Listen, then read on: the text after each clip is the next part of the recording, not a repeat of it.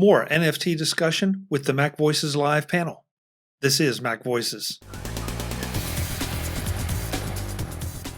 Today's edition of MacVoices is supported by MacVoices Magazine, our free Flipboard magazine that brings you some of the best Mac, iPhone, and iPad productivity tips on the web. High in signal, low in noise, just like MacVoices, MacVoices Magazine includes information on how you can get more out of your Apple technology. Subscribe at macvoices.com/magazine or search for MacVoices Magazine on Flipboard. Jim, you want to ask a question? Yeah, so Mark, you're basically saying that this is a way to protect items. And if that's true, if you've got something that's encrypted essentially or locked in some way, in order to consume it, there's going to have to be a piece of software or hardware that takes that and turns it into a non-encrypted version. If it's a picture, it needs to be converted into bits on my screen. If it's audio, it needs to be converted to bits that go into a speaker. So there's got to be some mechanism for that. I haven't heard anything about that. Browsers don't support this. Is there software for these NFTs to do this? No, not yet. And if so, then what, what's... Well, then it's, there's nothing there. It can't possibly protect anything. It's an underlying, it's an enabling technology. I mean, that's the whole point of it. It's an enabling technology right now. Is it a complete solution? No, but proof of concept, right? Yeah. But I think it's not. Essentially, you're saying it's an encryption technology, and it sounds more like it's an authentication technology. Basically, like I can't sell this thing because I can't prove that it's mine. So this provides a way that says I can sell this to you. Like if I sell my car, I'm supposed to provide you with proof that I own the car. Or if I, high value items we require to be authenticated. And it sure sounds to me like what this is a technology to authenticate someone's ownership and not a technology to, DRM is like a lock. The front door has a lock, the car has a lock. This sounds to me like this is more like, the piece of paper that says I own this house, it's intrinsically worth nothing. It's just a piece of paper. It's just that society has agreed that if you have this piece of paper, then you own this thing. And this sounds like it's saying, well, this is, paper is old and outdated, and which, in some ways is true. I mean, even you could say the same thing about money or a check or whatever. We things are just because we agree them. So this is the idea of, well, here's a new possibility that's maybe more secure than a piece of paper for proving, especially a digital good, because the title could include essentially that, so this can't be forged. So like a title on a house says, well, the property on a certain street and, and this and that, and to identify it. Whereas this is a way to identify this is the digital good that this person owns. And then if you sell it, then you transform that blockchain thing so that somebody else can prove that they own it. But it doesn't lock the thing so that somebody can't come up and steal it. Well, again, you can imagine you have two transactions. One you have an decryption key, one you have as your proof of ownership. I'm not going to go out and say that this is existing because it doesn't. We're talking about an enabling technology that's starting to take off. And that's my point. And by you combining the two, you have the ability that you can control, who has the ability and rights, to consume digital content. How will this emerge? Let's get back together in 5 years and revisit this thing. Yeah, definitely. I feel like I'm somewhere between recognizing there's value in assigning ownership, or not ownership, but potential ownership to a digital creation document, audio, video, whatever. And this being one of those services that, for $29.95, I get to name a crater on Mars.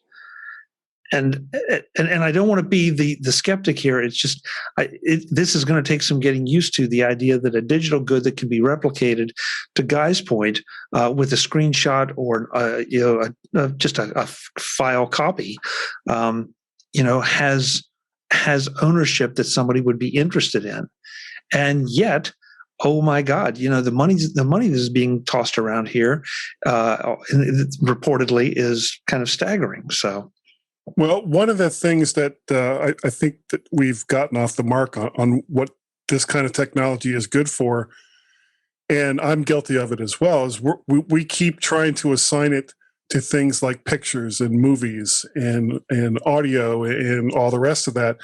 Whereas I don't think that that's really what this type of technology was intended for. It's more like, how to put it, wealth management. You're moving the existence, because ideas are money. So you're moving an idea from ownership from one person to another. What that idea is doesn't even really matter, because it's a concept. So you're saying here is this thing. And it doesn't even really matter what the thing is. And we can prove that ownership of this thing goes all the way back to 1945, and now it's 2025, and you own it because we can prove that each person who has owned this thing in the past has given their blessing to move it along. okay. I did want to quote, Jim was kind enough to look up in Wikipedia. Non-fungible tokens are used to create verifiable artificial scarcity. Whoops. Hold it. Somebody just scrolled it up for me. Artificial scarcity in the digital domain, as well as digital ownership, and the possibility of asset interoperability across multiple platforms. Right. The thing doesn't matter. What the thing is isn't the important part here. Right. Hey, we got two guests here that are panelists, I should say, that need to make an exit. So I want to make sure that we do it politely. Jay, thank you so much for coming. Kelly, I know you got work to do. Thank you so much for checking in on this. This is a discussion I think we'll be continuing to have for quite some time. Sure. So, Good night, right, folks. Jay, thanks, everybody. Jay, come back anytime. Absolutely, will do. All right. Take care, guys. Bye. Yes, Brittany, you've been upgraded to panelists. And before we wrap this part of the discussion, we still haven't heard from Frank or Brittany or really David much. Do you guys have any thoughts on this? Are you excited over it? Do you not get it? Do you care? Because I know one place that I've been surprised at is so quiet is the chat room. I don't get it. I'll be honest with you.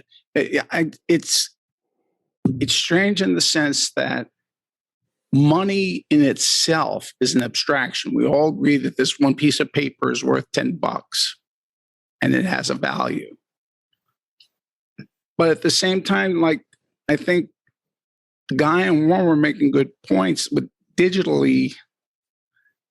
I don't know what backs it up. See, if I go into a regular monetary system, even though it's an abstraction, we've all made an agreement and we've set up a system that if someone screws someone over, there's some kind of insurance to back it up. And I don't see that in this.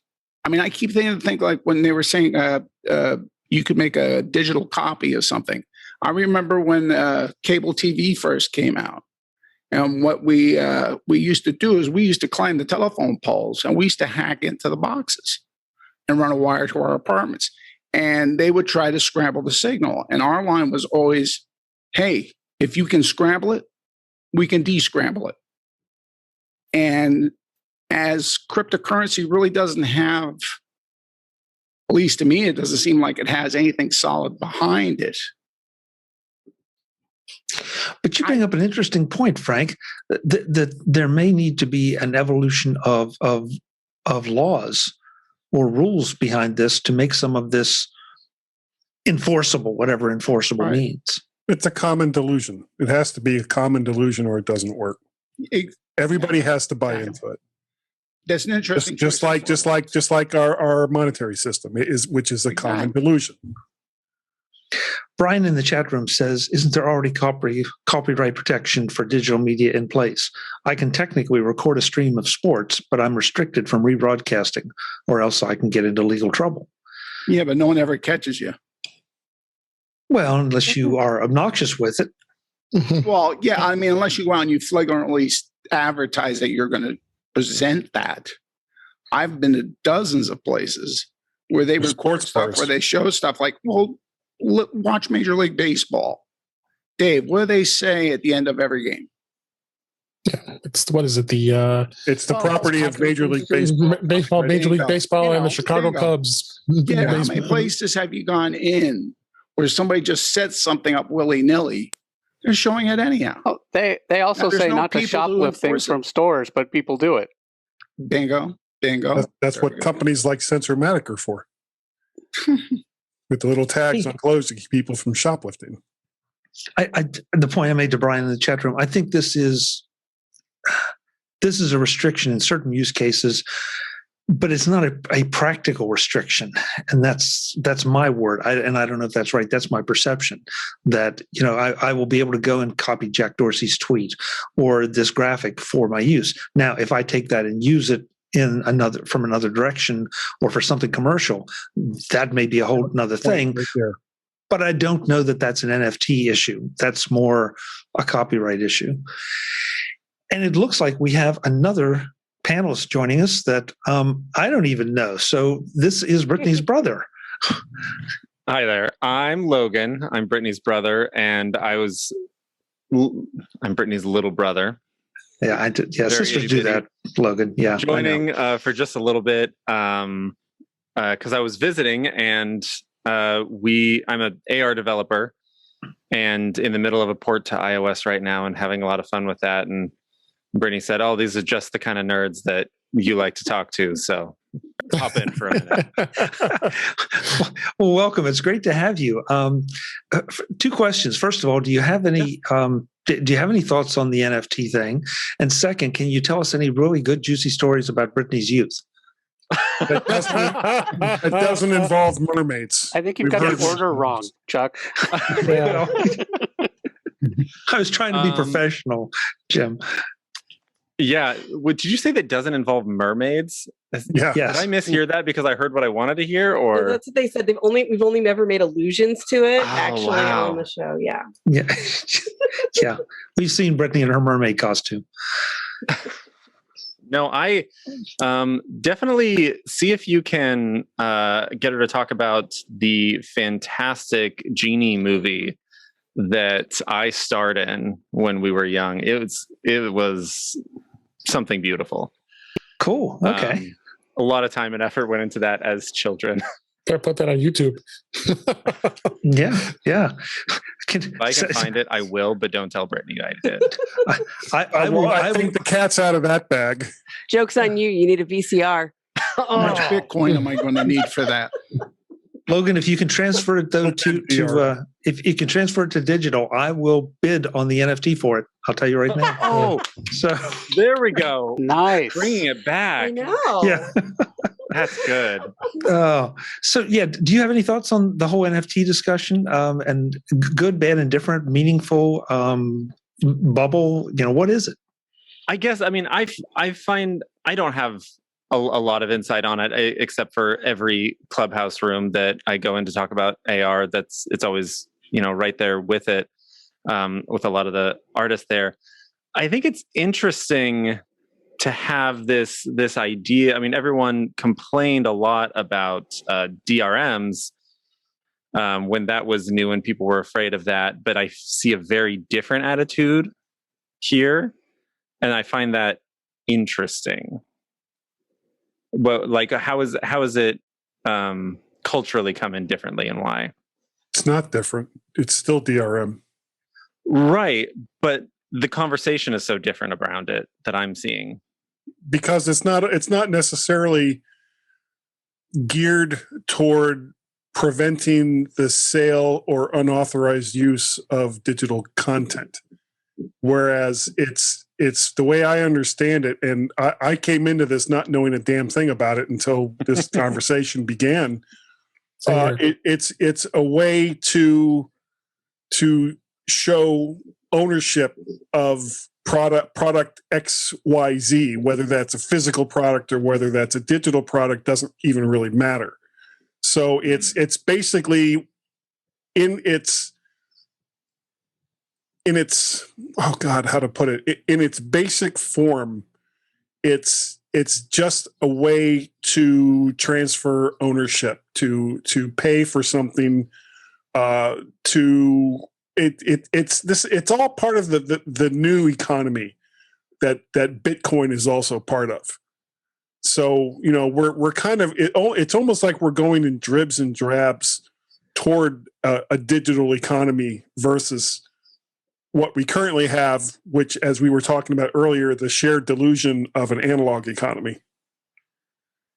I guess maybe what you bring up is the difference may be the decentralized control. Because I hear a lot of like artists talking about wanting to use it for really small kinds of creations, whereas early DRM was taking away our freedoms because one large corporation was going to be controlling all of our usage and ownership.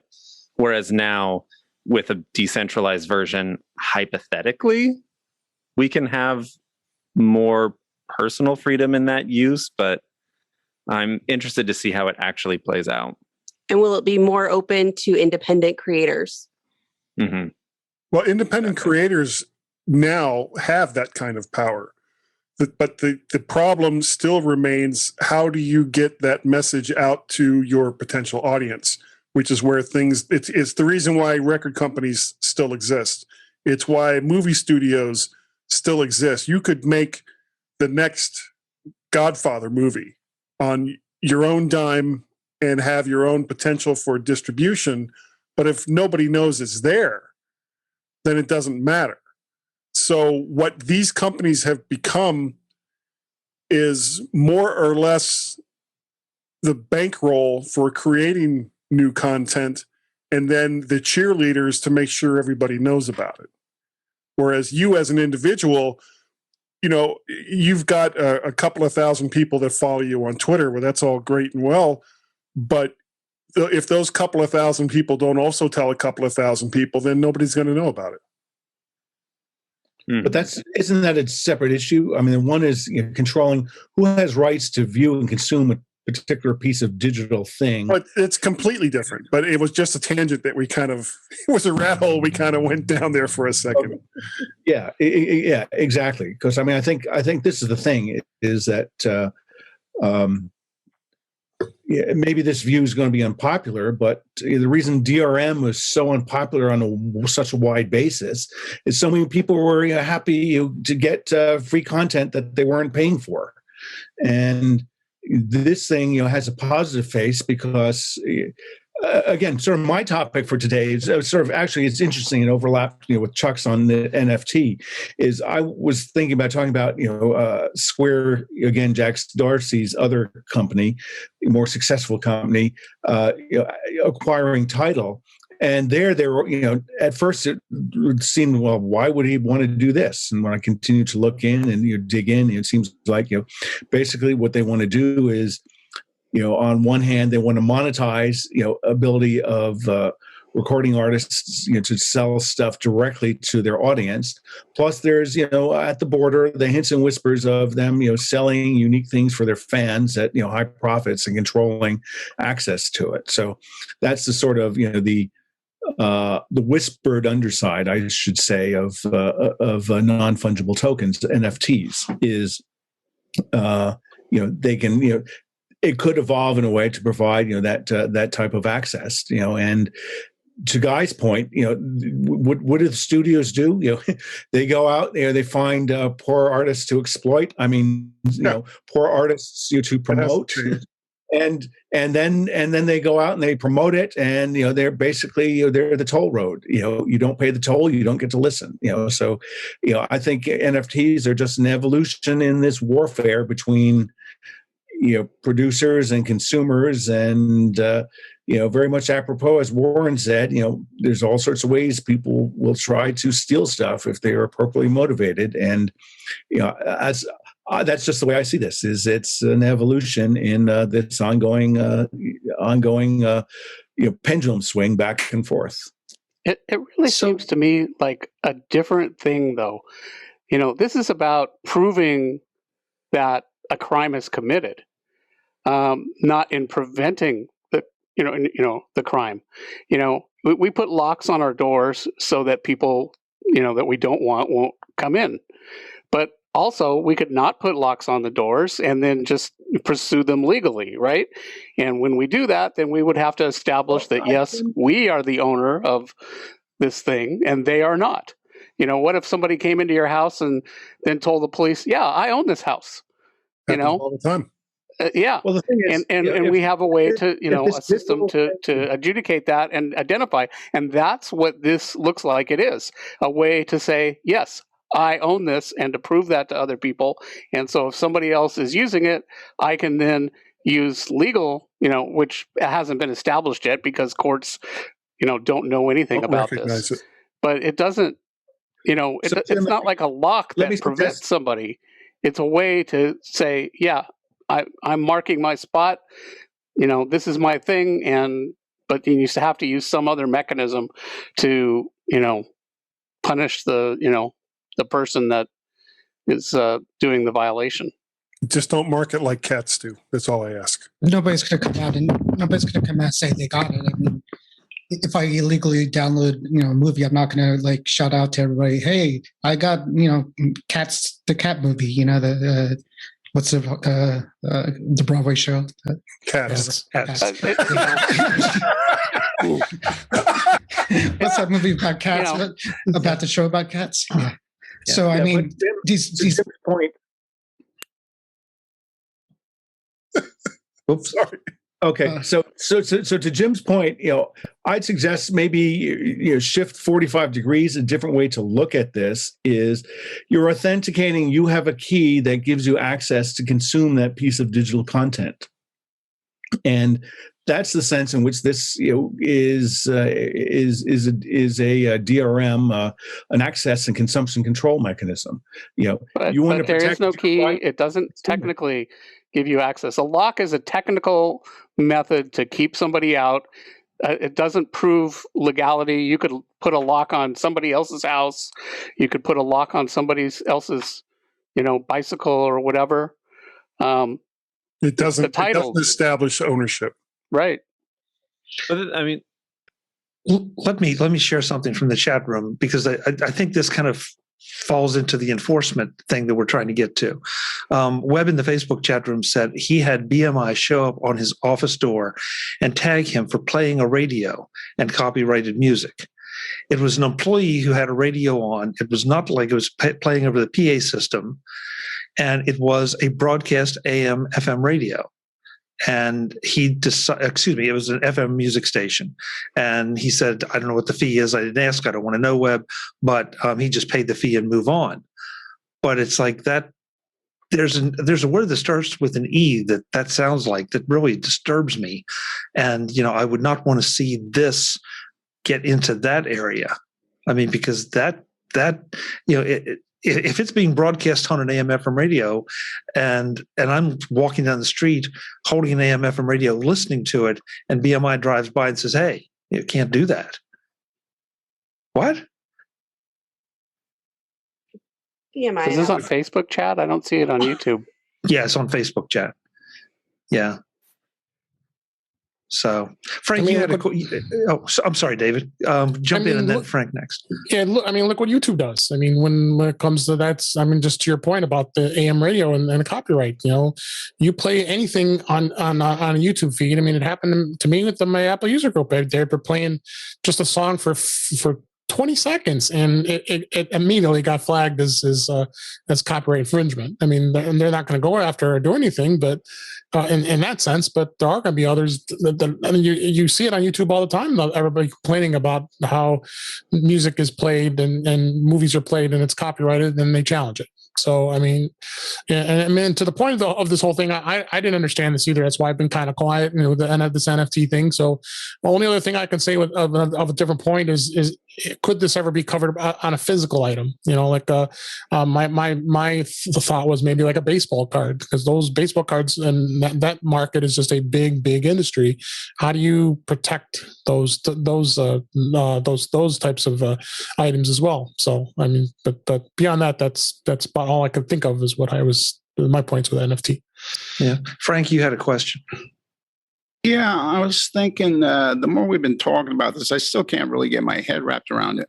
But the one thing that dawned on me, we've seen demonstrated during the pandemic that when they've had virtual schooling, the lower classes who don't have the technological means to get involved, they had to struggle, some of them.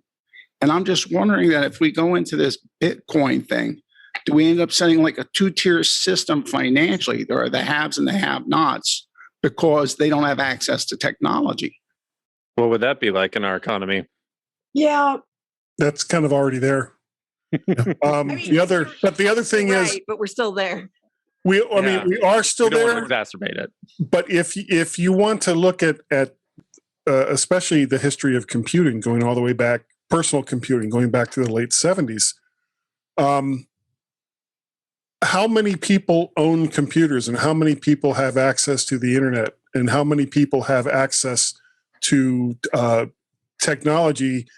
You can almost look at it like a bell curve, because you had these high initial costs, and it rose to this peak and then has slowly been coming down as the technology has become cheaper and become a commodity and has filtered out to pretty much the masses now.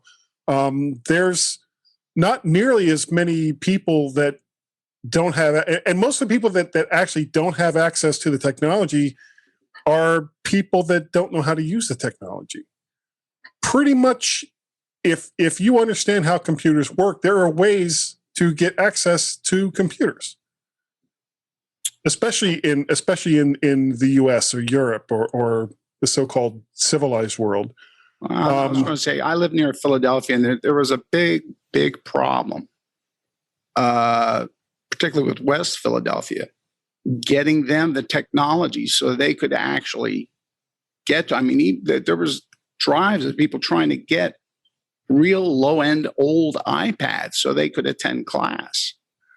And I'm just wondering if all of a sudden we put something as...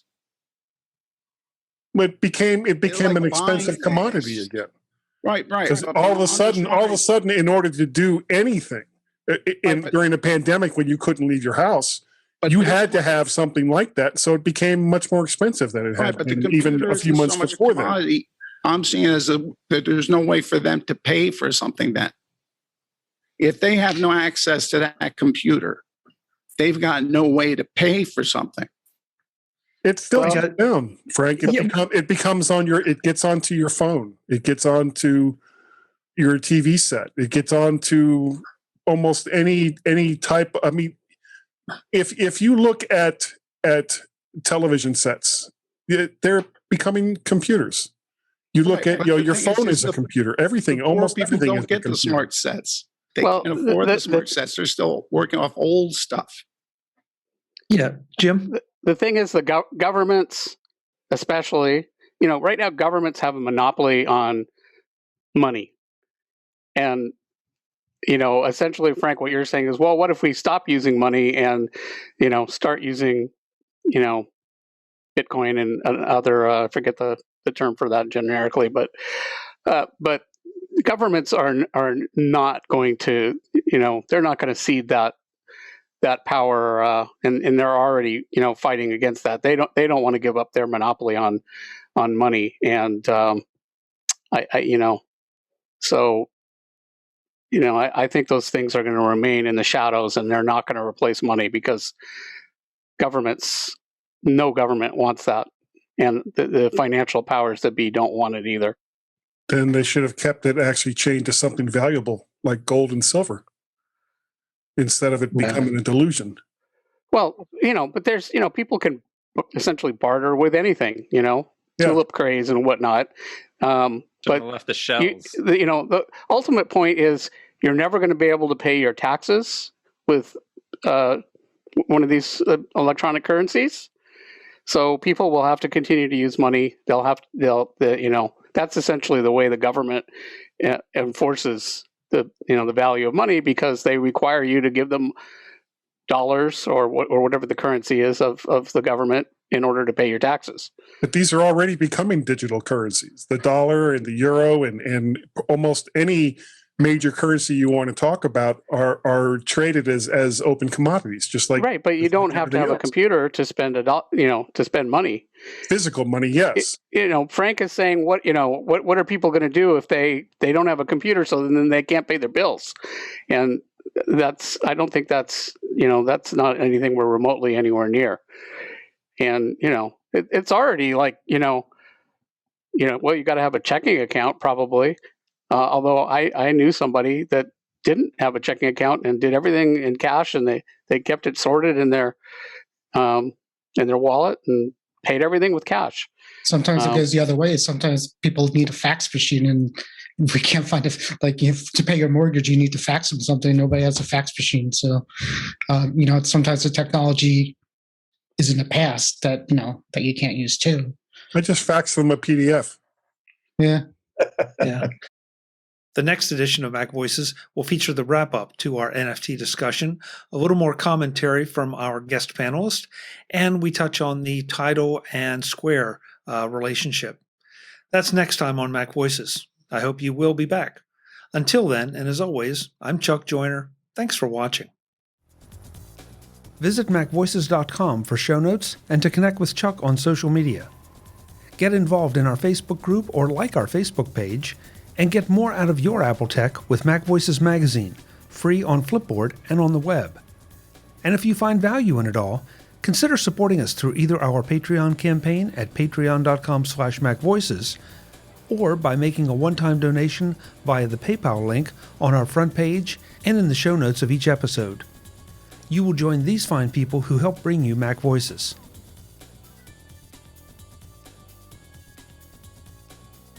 Advertising handled by Backbeat Media at backbeatmedia.com. Bandwidth provided by CashFly at cashfly.com.